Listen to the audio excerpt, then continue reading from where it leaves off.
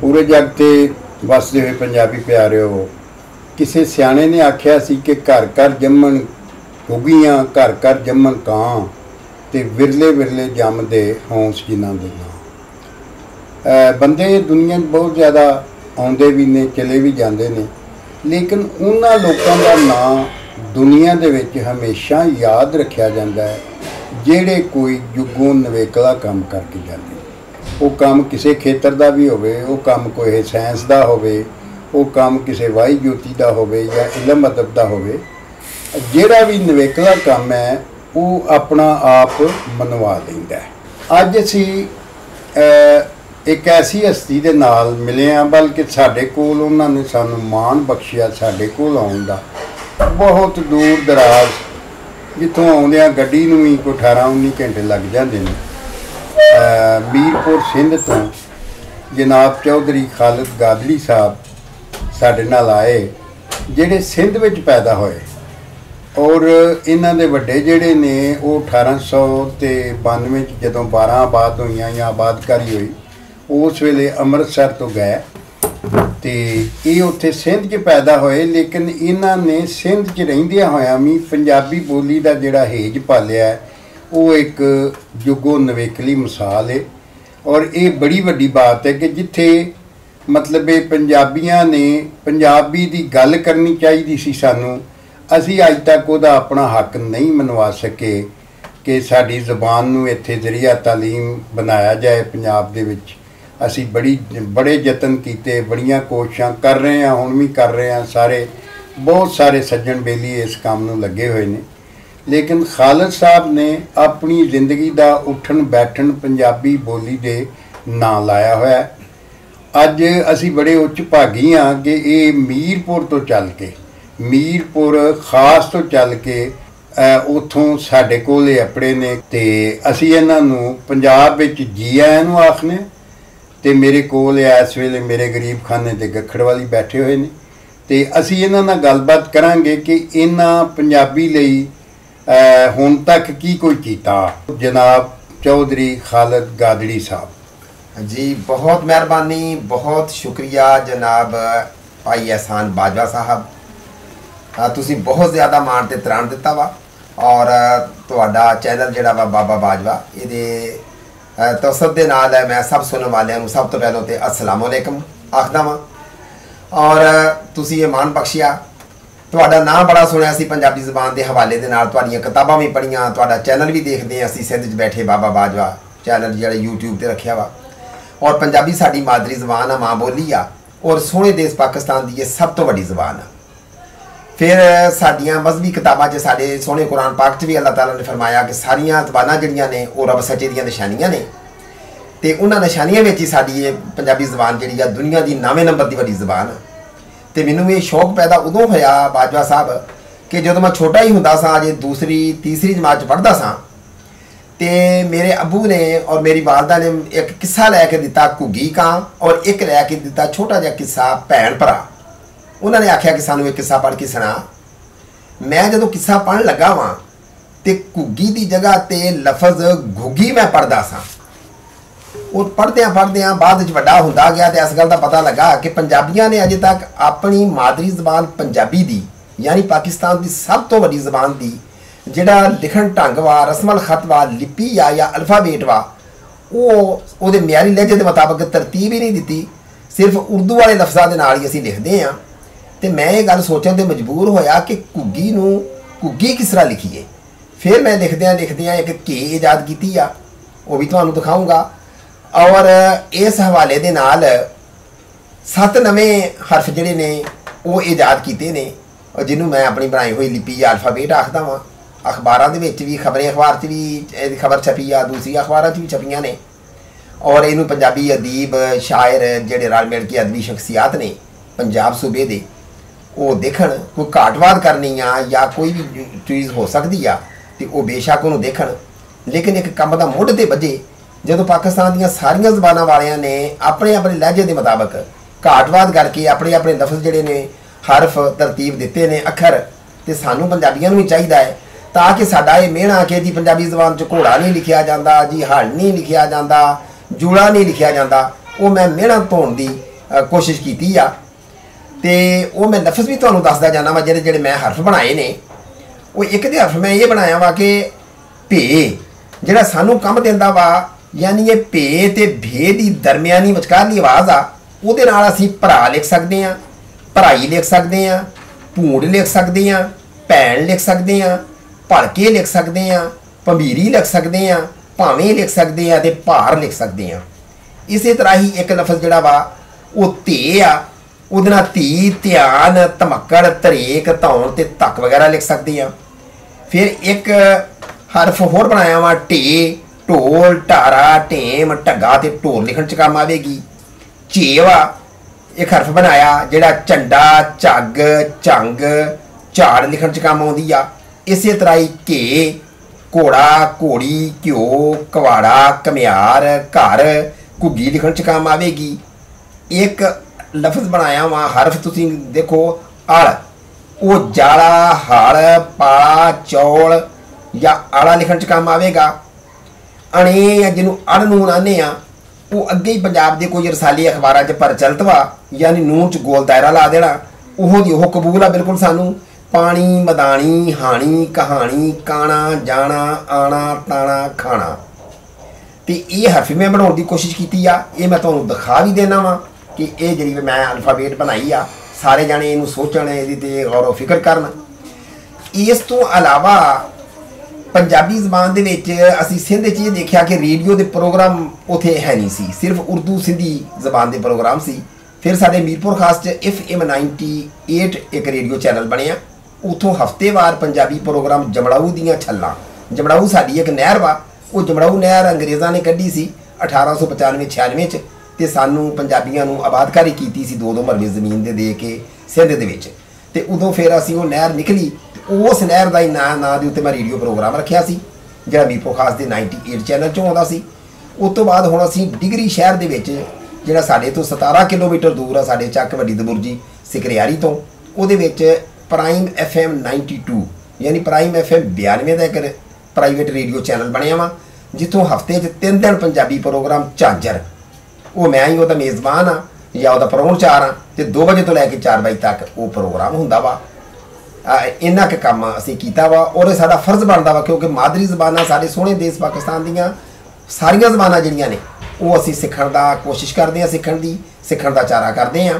ਤੇ ਫਿਰ ਆਪਣੀ ਮਾਦਰੀ ਜ਼ਬਾਨ ਜਿਹੜੀ ਨਵੀਂ ਨਸਲ ਭੁੱਲਦੀ ਜਾਂਦੀ ਸੀ, ਉਹਨੂੰ ਵੀ ਜ਼ਿੰਦਾ ਰੱਖਣ ਵਾਸਤੇ ਜੋ ਹੋ ਸਕਦਾ ਵਾ ਉਹ ਬਾਜਵਾ ਸਾਹਿਬ ਅਸੀਂ ਕਰ ਰਹੇ ਹਾਂ। ਹਾਂਜੀ, ਤੁਹਾਡੀ ਗੱਲ ਨੂੰ ਅੱਗੇ ਵਧਾਉਂਦਿਆਂ ਥੋੜ੍ਹਾ ਜਿਹਾ ਮੇਰਾ ਵਿਸਤਾਰ ਨਾਲ ਜਾਂ ਨਤਾਰਾ ਕਰਾਂ ਮੈਂ ਜੀ, ਕਿ ਜ਼ਬਾਨਾਂ ਦੁਨੀਆ ਦੇ ਉੱਤੇ ਉਹੀ ਜ਼ਬਾਨ ਤਰੱਕੀ ਕਰਦੀ ਏ ਜਿਹਦਾ ਸਕ੍ਰਿਪਟ ਜਿਹੜਾ ਨਾ ਉਹ ਸੌਤੀ ਹੋਵੇ, ਯਾਨੀ ਫੋਨੈਟਿਕ ਹੋਵੇ। ਹਾਂਜੀ, ਫੋਨੈਟਿਕ ਸਕ੍ਰਿਪਟ ਜਿਹੜਾ ਹੈ, ਮਸਲਨ ਜਿਸ ਤਰ੍ਹਾਂ ਅਰਬੀ ਤੋਂ ਜ਼ੇਰਾਂ ਜ਼ਬਰਾਂ ਲਾ ਦੇਈਏ ਤੇ ਸਾਡੀ ਧਰਤੀ 'ਚ ਕੋਈ ਵੀ ਕੁਰਾਨ ਪਾਕ ਨਹੀਂ ਪੜ੍ਹ ਸਕੇਗਾ, ਔਰ ਕਿਉਂਕਿ ਜ਼ੇਰਾਂ ਜ਼ਬਰਾਂ ਦੀ ਵਜ੍ਹਾ ਨਾਲ ਉਹਦਾ ਜਿਹੜਾ ਉਚਾਰਨ ਹੈ ਉਹ ਠੀਕ ਕੀਤਾ ਜਾਂਦਾ ਹੈ। ਇਸ ਤਰ੍ਹਾਂ ਹੀ ਕੁਝ ਜਿਹੜੀਆਂ ਅਲਾਮਤਾਂ ਨੇ ਉਹਨਾਂ ਨੂੰ ਹਰਫਾਂ ਦੇ ਵਿੱਚ ਪਾ ਦਿੱਤਾ ਜਾਏ, ਜਿਸ ਤਰ੍ਹਾਂ ਤੁਸੀਂ ਗੱਲ ਕੀਤੀ ਹੈ। ਹਾਂਜੀ, ਤੇ ਬਹੁਤ ਜ਼ਿਆਦਾ ਜਿਹੜੀਆਂ ਅਲਾਮਤਾਂ ਨੇ, ਮਸਲਨ ਜ਼ੇਰ, ਜ਼ਬਰ, ਪੇਸ਼ ਜਿਹੜੀ ਹੈ, ਛੱਦ, ਮੱਧ, ਇਹਨਾਂ ਨੂੰ ਕਿਉਂਕਿ ਕੰਪਿਊਟਰ ਦੇ ਵਿੱਚ ਇਹਨਾਂ ਨੂੰ ਵਰਤਣ ਲਈ ਇੱਕ ਅਲੱਗਾ ਕੀਦ ਵੀ ਲੋੜ ਹੁੰਦੀ ਹੈ, ਉਹਦੀ ਜਿਹਦੇ 'ਤੇ ਉਂਗਲੀ ਮਾਰਦੇ ਆ, ਔਰ ਉਹ ਜਿੰਨੀਆਂ ਉਹਨੂੰ ਘਟਾ ਦਿੱਤਾ ਜਾਏ, ਔਰ ਘਟਾ ਕੇ ਇਹਦੇ ਵਾਸਤੇ ਜ਼ਰੂਰੀ ਹੈ, ਕਿਉਂਕਿ ਜ਼ਬਾਨ ਉਹੀ ਬਚਦੀ ਹੈ ਜਿਹਦਾ ਸਕ੍ਰਿਪਟ ਜਿਹੜਾ ਫੋਨੈਟਿਕ ਹੁੰਦਾ ਹੈ।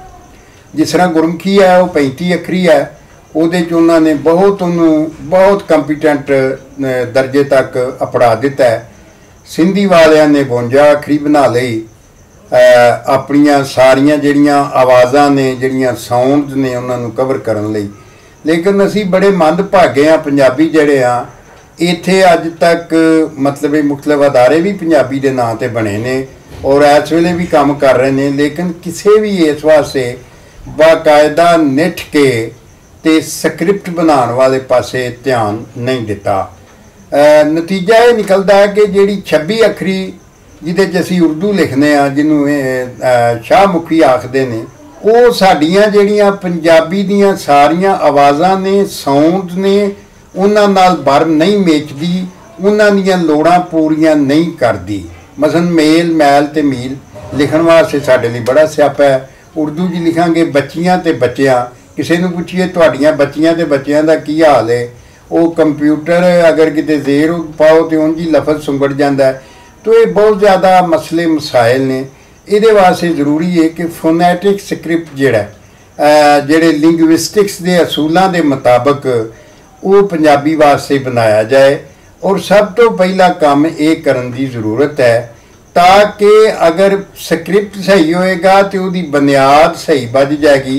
वो जो खालिद साहब ने दसिया इनू भी वो शामिल किया जा सकता है।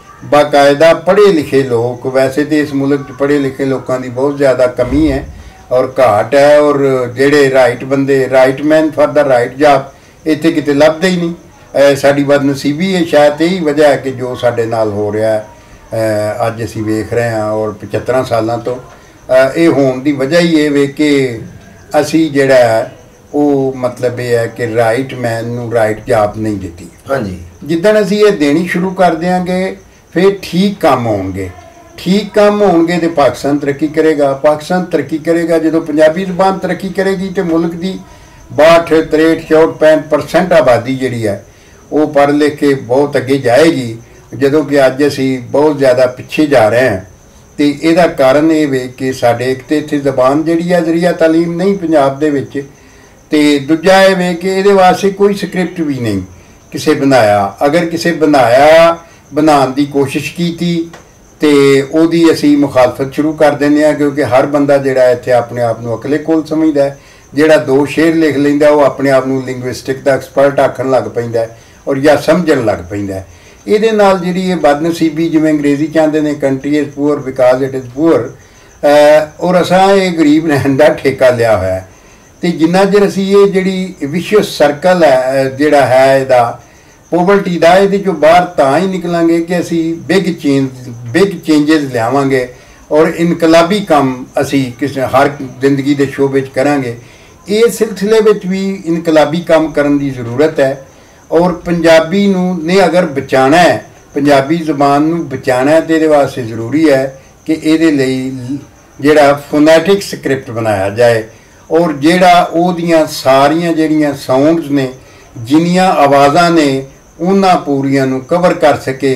उहदे वास्ते अलामतां किहड़ियां बनाणियां ने, इहदे वास्ते जिहड़े अदारे ने वो अपना बोर्ड बना सकते हैं पढ़े लिखे लोगों का, और वो सारियां दियां सलाहां दे नाल एक जिहड़ा 35 अखरी बेहतर रहेगा, क्योंकि वो गुरमुखी के नाल भी कंपैटिबल है।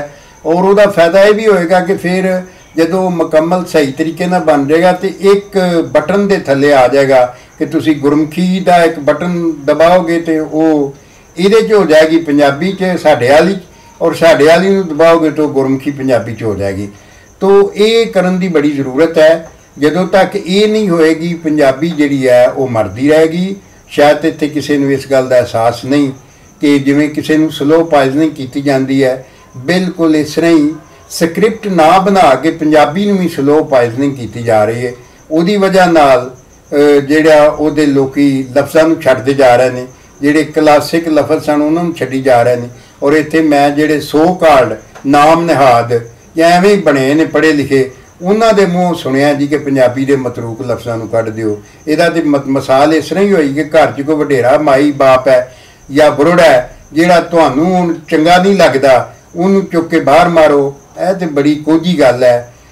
जिहड़े वो पुराने लफज ने पंजाबी दे जिहड़े क्लासिक ते ठेठ लफज ने, वो साडी ज़बान दा शिंगार ने, उन्हां विचों सानूं बड़ा कुछ लभदा है। और ये आख देना जी उन्होंने मतरूक कर दिओ, ये पंजाबी कानफ्रेंसां भी बड़े पढ़े लिखे अनपढ़ लोग करवाते रहे हैं, तो बड़े दुख की गल है। लेकिन इत्थे चूँकि असां ठेका ही इस काम ते लिया कि असी ठीक पासे सोचना नहीं।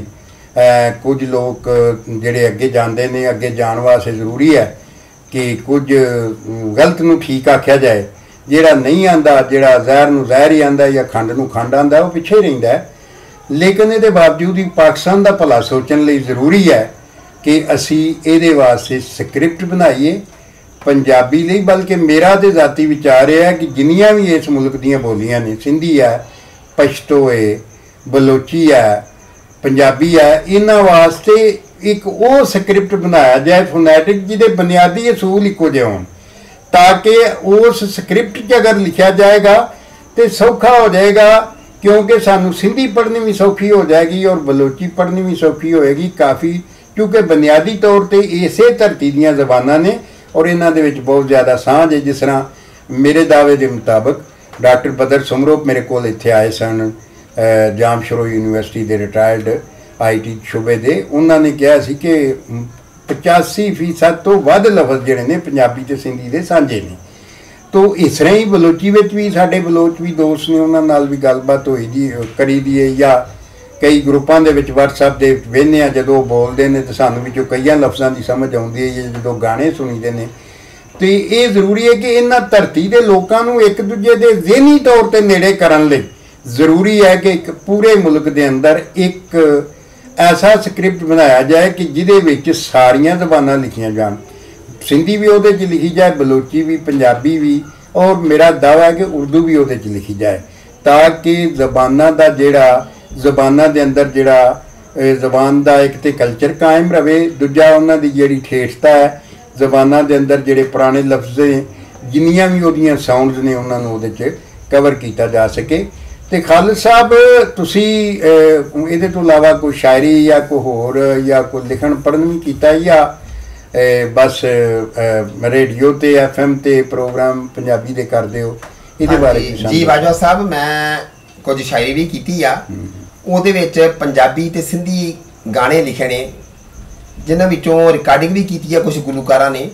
4 ਗਾਣੇ ਜਿਹੜੇ ਨੇ ਉਹ FM ਰੇਡੀਓ ਦੇ ਉੱਤੇ ਸਾਡੇ ਚੱਲ ਰਹੇ ਨੇ। ਇੱਕ ਸਿੰਧੀ ਜ਼ਬਾਨ ਦਾ ਗਾਣਾ ਵਾ, ਭਲਾਰੇ ਡੀ ਤੇ ਭਲੋੜ ਮਾਣੂ ਅੱਜ ਅੰਗਣ ਮੂੰਜੇ ਹਲੀ ਆਇਆ, ਯਾਨੀ ਬਹੁਤ ਹੀ ਚੰਗੇ ਦਿਨ ਦੇ ਉੱਤੇ, ਭਾਗਾਂ ਵਾਲੇ ਦਿਨ ਤੇ, और प्यारा जिहा बंदा जरा वा मेरे चौंतरे च मेरे वेड़े च चल के आया, पंजाबी तर्जमा का ये बनता वा। और 3 गाने दूसरे ने, मेरा सोहना पिंड दबुरजी जिथे लोग चावां नाल वसदे ने, सांझे गम ते सांझियां खुशियां कट्ठियां बह के हसदे ने। एक गाना लिखिया वा, साड़ी धरती 5 दरियावां दी, पंजाबी साडी बोली है। ते एक गाना लिखिया वा, साडे देश दे विच एक पिंड सोहना जिन्हों लोग दबुरजी कहंदे ने, इनू सिकरियारी भी कहंदे ने, ते इत्थे लोग प्यारे रहिंदे ने। ये 4 गाने रिकॉर्डिंग करवाते ने और ये चल रहे ने। बाकी अजे रिकॉर्डिंग नहीं करवाए, वो शायरी दा जखीरा जिहड़ा वा घर लिखिया होया पिया वा। अच्छा खालिद साहब, तुसी पंजाब च आए हो ते इत्थे किहड़ी शै वेखना पसंद करोगे? मतलब तुहाडे प्रोग्राम च की जगह नूं कित्थे कित्थे जाण दा प्रोग्राम? हाँ जी, पंजाब सूबे दे विच मैं हज़रत सैयद वारिस शाह दी जड़ा मज़ार वा वो वेखना पसंद करूँगा। सैयद हाशिम शाह दा मज़ार, यानी साडे जिहड़े पंजाबी सूफी शायर सी, बाबा बुल्ला शाह दा मज़ार, और ये सारे देखने पसंद करूँगा। फिर तारीखी जगह जिहड़ियां साडियां ने लाहौर शहर दियां, वो फिर करतारपुर जड़ा एक कोरीडोर खुला वा, उत्थे दा भी दिल करदा वा बहुत। और ये सब चीज़ां जिहड़ियां ने वो इंशाअल्लाह इस दौरे ते आए हैं ते देखांगे ये प्रोग्राम। अच्छा, ये तुसी जेड़े मतलब तुसा इन्ने उदम नाल पंजाबी दी गल सिंध च रह के कर रहे हो? हाँ जी। और सिंध च तुहाडे पंजाबियां दे उत्थे किन्ने कु पिंड ने, किन्ना कु उन्हां दी आबादी है? ये जी सिंध विच पंजाबी सब तो पहलों तो उदों गए जदों 2 जमड़ाऊ नां दियां नहरां निकलियां सी। जमड़ाऊ कनाल उन्होंने ईस्ट और वेस्ट आंदे सा, यानी चढ़दा जमड़ाऊ, मशरकी और मगरबी। उदों पंजाबियां दे चक उत्थे अंग्रेज़ां ने जिस तरह इत्थे लायलपुर नां दा शहर आबाद कीता सी, ते उत्थे थर जिहड़ा आबाद कर लई 2 नहरां कढवाईयां सी। अच्छा। ते पंजाबियां नूं अमृतसर, गुरदासपुर, जालंधर ते हुशियारपुर दे जिलिਆਂ ਤੋਂ लिजा के आबाद कीता सी। और ये तो बाद दूसरी आबादकारी उदों हुई है जदों मठड़ाऊ कैनाल ते नसीर नहर, ये 2 नहरां निकलियां ने 1935 जदों सक्कर बैराज बनिया वा, उदों आबादकारी हुई है पंजाबी कौम दी। तीसरी दफा सदर अयूब ने 1958 तो 1962 तक जिहड़ी आ वो आबादकारी कीती सी, नहरां कढियां ते बहुत ज़्यादा पंजाबी ने। और जेड़े पिंडां थावां च पंजाबी रहिंदे ने वो सिंधी ज़बान पढ़दे ने स्कूलों च मीडियम तौर दे उत्ते, ते जेड़े शहरां या कस्बियां च ने वो उर्दू पढ़ते हैं। तो मैनू पाकिस्तान दी सारियां ज़बानां दे नाल बहुत ज़्यादा प्यार है। सिंधी ज़बान असीं स्कूल दे विच पढ़ी आ, सिंधी पढ़ते हैं, और सिंधी ज़बान दी अखबार जिहड़ी ओही साडे कोल आउंदी आ। ते दूसरे नंबर दी हुण साडी मादरी ज़बान पंजाबी आ, ते वो भी साडा दिल करदा कि वो राइज होवे, पंजाब च भी राइज होवे, जिथे जिथे पंजाबी वसदे ने उत्थे उत्थे वो ज़बान जिहड़ी आ पंजाबी मादरी ज़बान राइज होवे। ये तालीमी माहिरां दा मन्निया परमानिया असूल आ कि बच्चे नूं तालीम उहदी मादरी ज़बान च दित्ती जावे। अगर कोई सिंधी बच्चे इस्लामाबाद या पंजाब च किते रहिंदे ने वो अपनी सिंधी ज़बान पढ़न, पंजाबी जिथे जिथे रहिंदे ने उन्हां नूं पंजाबी पढ़ाई जावे। ਇੱਕ ਸਬਜੈਕਟ ਉਹਨਾਂ ਲਈ ਆਸਾਨ ਉਰਦੂ ਦਾ ਰੱਖਿਆ ਜਾਵੇ, ਜਾਂ ਸਿੰਧ ਵਿੱਚ ਜਿਹੜੇ ਪੰਜਾਬੀ ਨੇ ਉਹ ਇੱਕ ਸਬਜੈਕਟ ਆਸਾਨ ਸਿੰਧੀ ਦਾ ਵੀ ਪੜ੍ਹਨ। ਇਸੇ ਤਰ੍ਹਾਂ ਹੀ ਜਿੱਥੇ ਆਪਣੇ ਪਠਾਨ ਭਰਾ ਵਸਦੇ ਨੇ ਉਹ ਪਸ਼ਤੋ ਪੜ੍ਹਨ, ਤਾਂ ਕਿ ਸਾਰੀਆਂ ਜ਼ਬਾਨਾਂ ਸਾਡੀਆਂ ਜ਼ਿੰਦਾ ਹੋ ਜਾਵੇਦ ਰਹਿਣ। ਤੇ ਇਹ ਜ਼ਬਾਨਾਂ ਇੱਕ ਗੁਲਦਸਤਾ ਨੇ, ਫੁੱਲਦਾਨ ਬਣਦੀਆਂ ਨੇ ਸਾਡੇ ਸੋਹਣੇ ਦੇਸ਼ ਪਾਕਿਸਤਾਨ ਦਾ, ਤੇ ਇਹ ਜਿਉਂਦੀਆਂ ਰਹਿਣ, ਤਰੱਕੀ ਕਰਨ। ਇਹ ਖਾਲਦ ਚੌਧਰੀ ਖਾਲਦ ਸਾਹਿਬ ਨਾ ਜੀ ਇਹ ਸਿੰਧੀ ਦਾ ਕਾਵਸ਼ ਅਖਬਾਰ ਸਾਡੇ ਲਈ ਲੈ ਕੇ ਆਏ।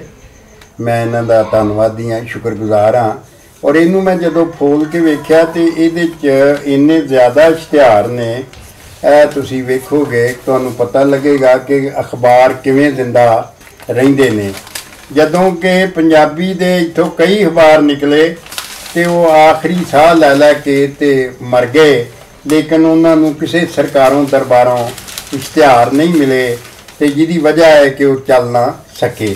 ਤੋ ਇਹ ਬੜੀ ਖੁਸ਼ੀ ਵਾਲੀ ਗੱਲ ਹੈ ਕਿ ਆ ਦੋ ਅਖਬਾਰ ਨੇ, ਇੱਕ ਕਾਵਸ਼ ਹੈ ਤੇ ਇਹਦਾ ਨਾਂ ਹੈ ਪਾਂਜੀ ਅਖਬਾਰ, ਯਾਨੀ ਮੇਰਾ ਅਖਬਾਰ। ਹਾਂਜੀ ਮੇਰਾ। ਹਾਂ ਮੇਰਾ ਅਖਬਾਰ, ਪਾਂਜੀ ਦਾ ਮਤਲਬ ਮੇਰਾ ਹੁੰਦਾ। ਮੈਂ ਵੀ ਥੋੜੀ ਬਹੁਤੀ ਸਿੰਧੀ ਪੜ੍ਹ ਲੈਣਾ, ਤੋ ਇਹ ਵੀ ਵੇਖੋ ਨਾ ਚੰਗਾ ਭਲਾ ਅੱਛਾ। ਤੇ ਕਿ ਮੇਰਾ ਖਿਆਲ ਕਿੰਨੇ ਸਫ਼ੇ ਦਾ, 8 ਸਫ਼ੇ ਦਾ। ਹਾਂਜੀ, ਇਹ 8 ਸਫ਼ੇ ਦਾ ਅਖਬਾਰ ਹੈ। ਔਰ ਇਹਨਾਂ ਨੂੰ ਸਰਕਾਰੋਂ ਬਕਾਇਦਾ ਇਸ਼ਤਿਹਾਰ ਮਿਲਦੇ ਨੇ ਸਿੰਧ ਗੌਰਮੈਂਟ ਵੱਲੋਂ, ਲੇਕਿਨ ਇੱਥੇ ਸਾਡੇ ਕਈਆਂ ਦੋਸਤਾਂ ਨੇ ਪੰਜਾਬੀ ਦੇ ਅਖਬਾਰ ਕੱਢੇ, ਸੱਜਣ ਕੱਢਿਆ ਬਹੁਤ ਪਹਿਲਾਂ, ਉਹਦੇ ਤੋਂ ਇਲਾਵਾ ਭੁਲੇਖਾ ਨਿਕਲਿਆ, ਰਵੇਲ ਨਿਕਲਿਆ, ਲੇਕਿਨ ਸਾਡੀ ਸਰਕਾਰ ਨੂੰ ਤੌਫੀਕ ਨਹੀਂ ਹੋਈ ਕਿ ਇਹਨਾਂ ਨੂੰ ਕੋਈ ਇਸ਼ਤਿਹਾਰ ਦੇ। ਅਗਰ ਇਸ਼ਤਿਹਾਰ ਅਖਬਾਰਾਂ ਨੇ ਇਸ਼ਤਿਹਾਰਾਂ ਨਾਲ ਚੱਲਣਾ ਹੁੰਦਾ ਤੇ ਇਹਨਾਂ ਦਾ ਜਿਹੜਾ ਮੁੱਲ ਹੁੰਦਾ ਉਹਦੇ ਨਾਲ ਤੇ ਮਤਲਬ ਇਹ ਕੰਮ ਨਹੀਂ ਚੱਲ ਸਕਦਾ। ਤੇ ਸਾਡੇ ਅੰਦਰੋਂ ਜਿਹੜਾ ਪੰਜਾਬੀ ਹੋਣ ਦਾ ਅਹਿਸਾਸ ਹੈ ਨਾ ਜੀ, ਉਹ ਸ਼ਾਇਦ ਮੁੱਕ ਗਿਆ। ਤੇ ਮੇਰੀ ਇੱਕ ਨਜ਼ਮ ਹੈ, ਜਿੰਨਾ ਤੀਕ ਅਹਿਸਾਸ ਬੰਦੇ ਵਿੱਚ ਜੀਂਦਾ ਹੈ, ਬੰਦਾ ਵੀ ਬਸ ਉਹਨਾਂ ਤੀਕਰ ਜੀਂਦਾ ਹੈ। ਤੋ ਸਾਡੇ ਅੰਦਰੋਂ ਜਿਹੜਾ ਅਹਿਸਾਸ ਹੈ ਪੰਜਾਬੀ ਹੋਣ ਦਾ, ਸ਼ਾਇਦ ਉਹ ਹੀ ਸਾਥੀ ਮੁੱਕ ਗਿਆ।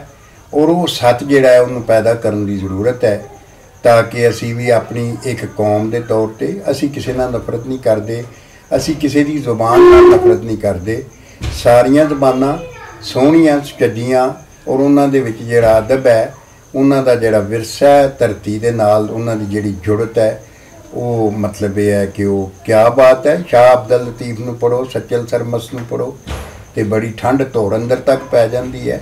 ਇਸ ਤਰ੍ਹਾਂ ਹੀ ਵਾਰਿਸ ਸ਼ਾਹ ਨੂੰ ਪੜ੍ਹੋ, ਬੁੱਲੇ ਸ਼ਾਹ ਨੂੰ ਪੜ੍ਹੋ, ਬਾਬਾ ਫਰੀਦ ਨੂੰ, ਸ਼ਾਹ ਹੁਸੈਨ ਨੂੰ, ਹਾਸ਼ਮ ਸ਼ਾਹ ਨੂੰ ਪੜ੍ਹੋ। ਤੇ ਇਹ ਚੂँਕਿ ਧਰਤੀ ਦੇ ਲੋਕ ਨੇ, ਧਰਤੀ ਦੀ ਜ਼ਬਾਨ ਦੀ ਗੱਲ ਕਰਦੇ ਨੇ, ਤੇ ਸਭ ਤੋਂ ਸੋਹਣੀ ਤੇ ਸੁਚੱਜੀ ਗੱਲ ਆਪਣੀ ਜ਼ਬਾਨ 'ਚ ਕੀਤੀ ਜਾ ਸਕਦੀ ਹੈ। ਮੰਗੇ ਲੀੜੇ, ਅੰਗਰੇਜ਼ੀ ਦਾ ਮਕੂਲਾ ਬਾਰੋਡ ਬੀਅਤ ਸੈਲਡਮ ਫਿੱਟ, ਮੰਗੀਆਂ ਹੋਈਆਂ ਜ਼ਬਾਨਾਂ ਨਾਲ ਅਸੀਂ ਕਿੰਨਾ ਚਿਰ ਬੁੱਤੇ ਸਾਰਾਂਗੇ। ਸ਼ਾਇਦ ਸਾਨੂੰ ਹੋਣੀ ਮਤਲਬ ਇਹ ਅਸੀਂ ਆਪਣੀ ਸੁਰਤ ਸੰਭਾਲ ਲਈਏ। ਔਰ ਅਸੀਂ 75 ਸਾਲ ਤੇ ਮੈਂ ਸਮਝਦਾ ਇਸ ਤਰ੍ਹਾਂ ਹੀ ਨਿਗਾਹਤੇ ਨੇ, ਤੇ ਆਪਣੀ ਜ਼ੁਬਾਨ ਨਾਲ ਪਿਆਰ ਕਰੀਏ, ਆਪਣੀ ਜ਼ਬਾਨ ਨੂੰ ਜ਼ਰੀਆ ਤਾਲੀਮ ਇੱਥੇ ਬਣਾਈਏ, ਤੇ ਸਾਡੇ ਜੋ 100% ਜਿਹੜਾ ਪੜ੍ਹਤਾ ਆ ਜਾਏਗੀ, ਲਿਟਰੇਸੀ ਰੇਟ ਹੋ ਜਾਏਗਾ। ਤੇ ਜਦੋਂ ਸਾਰੇ ਪੰਜਾਬੀ ਪੜ੍ਹ ਲਿਖ ਜਾਣਗੇ ਤੇ ਸਾਰੇ ਪੂਰੀ ਦੁਨੀਆ ਦੇ ਵਿੱਚ ਤਰੱਕੀ ਕਰਨਗੇ। ਉਹਨਾਂ 'ਚ ਡਾਕਟਰਾਂ ਦੀ ਗਿਣਤੀ ਵੀ ਵੱਧ ਜਾਏਗੀ, ਉਹਨਾਂ 'ਚ ਇੰਜੀਨੀਅਰਾਂ ਦੀ ਗਿਣਤੀ ਵੀ ਵੱਧ ਜਾਏਗੀ। ਹਾਂਜੀ, ਤਾਂ ਮੈਂ ਸਮਝਦਾ ਇਹਦੇ ਨਾਲ ਪੂਰੀ ਕੌਮ ਦਾ ਫਾਇਦਾ ਹੈ। ਔਰ ਇਹ ਕੋਈ ਘਾਟੇ ਵਾਲੀ ਗੱਲ ਨਹੀਂ। ਸਾਨੂੰ ਇਹਦੇ ਬਾਰੇ ਸਾਡੇ ਜਿਹੜੇ ਬੰਦੋਬਸਤੀ ਨੇ, ਸਰਕਾਰੀ ਬੰਦੋਬਸਤੀ, ਉਹਨਾਂ ਨੂੰ ਇਹਦੇ ਬਾਰੇ ਸੋਚਣਾ ਚਾਹੀਦਾ ਹੈ ਕਿ ਉਹ ਜਿਹੜਾ ਮਤਲਬ ਇਹ ਹੈ ਕਿ ਮੱਖੀ ਤੇ ਮੱਖੀ ਮਾਰਨ ਵਾਲੀ ਸੋਚ, ਉਹਦੇ ਤੋਂ ਥੋੜ੍ਹਾ ਅੱਗੇ ਵੱਧ ਕੇ ਕੋਈ ਇਨਕਲਾਬੀ ਸੋਚ ਨਾਲ ਸੋਚਣਾ ਸ਼ੁਰੂ ਕਰਨ, ਔਰ ਵੇਖਣ, ਸਰਵੇ ਕਰਾਉਣਗੇ ਪੂਰੀ ਦੁਨੀਆ 'ਚ ਹਰ ਮੁਲਕ ਆਪਣੀ ਜ਼ਬਾਨ ਕਿਉਂ ਪੜ੍ਹਾਉਂਦਾ ਹੈ, ਕਿ ਉਹ ਕਮਲੇ ਹੋ ਗਏ ਨੇ ਜਾਂ ਅਸੀਂ ਕਮਲੇ ਹੋ ਗਏ ਹਾਂ। ਤੋ ਇਹਦੇ ਨਾਲ ਹੀ ਮੈਂ ਤੁਹਾਡੇ ਕੋਲ ਇਜਾਜ਼ਤ ਚਾਹਾਂਗਾ।